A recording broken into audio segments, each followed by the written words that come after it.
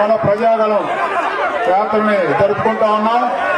దీనికి ఎమ్మెల్యే అభ్యర్థి కన్నా లక్ష్మణ్ గారు, అట్లానే నరసరావుపేట పార్లమెంటు ముఖ్య ఉద్దేశం ఏంటంటే మన గ్రామంలో వివిధ సామాజిక వర్గాలు అందరూ ఉన్నాం కాబట్టి తెలుగుదేశం పార్టీ తెలుగుదేశం ప్రభుత్వ హయాంలో అభివృద్ధి సంక్షేమం ఏ విధంగా జరిగింది, ఈ దుర్మార్గమైన వైఎస్ఆర్సీపీ ప్రభుత్వం వచ్చిన తర్వాత అభివృద్ధి సంక్షేమం ఏ విధంగా కుంటుపడిందో ఈ గ్రామంలో ఉన్నటువంటి ప్రజలందరూ కూడా కులాలకి మతాలకి వర్గాలకి పార్టీలకి అతీతంగా భావితరాల భవిష్యత్తుకి అనుగుణంగా తెలుగుదేశం ప్రభుత్వం ఏర్పడే విధంగా కృషి చేయాల్సిన బాధ్యత మనందరిపై ఉందని కూడా తెలియజేస్తున్నాను.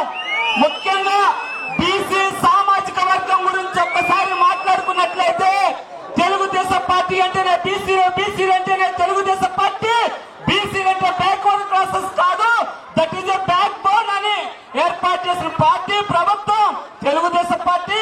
కావున SC ST BC minority EBC Kapu సామాజిక వర్గం వాళ్ళందరూ కూడా తెలుగుదేశం ప్రభుత్వం అధికారంలోకి వచ్చే విధంగా చూడాలి.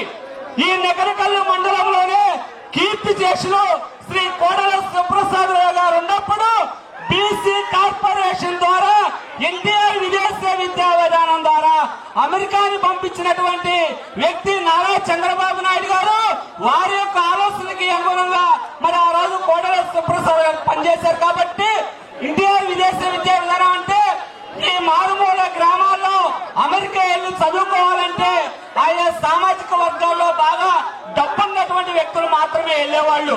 కానీ తెలుగుదేశం ప్రభుత్వం తెలుగుదేశం పార్టీ హయాంలో 10 లక్షల రూపాయల సబ్సిడీతో SC ST BC minority EBC వివిధ సామాజిక వర్గాలందరూ కూడా ఇతర దేశాలు వెళ్లి చదువుకునే అవకాశం కల్పించింది. కావున అలాంటి సంక్షేమ పథకాలన్నింటినీ కూడా వైసీపీ ప్రభుత్వం రద్దు చేసింది. కావున మనం అందరం కూడా ఒకటే, తెలుగుదేశం పార్టీ తెలుగుదేశం ప్రభుత్వం ఆశయం ఒకటే, ఎస్సీ ఎస్టీ బీసీ వివిధ సామాజిక వర్గాలందరూ కూడా ఆర్థికంగా రాజకీయంగా సామాజికంగా ఈ సమాజంలో తగినటువంటి గుర్తింపు ఉండే విధంగా పనిచేసే పార్టీ ప్రభుత్వం తెలుగుదేశం పార్టీ తెలుగుదేశం ప్రభుత్వం అనే విషయాలు కూడా మన పరిగణలోకి తీసుకొని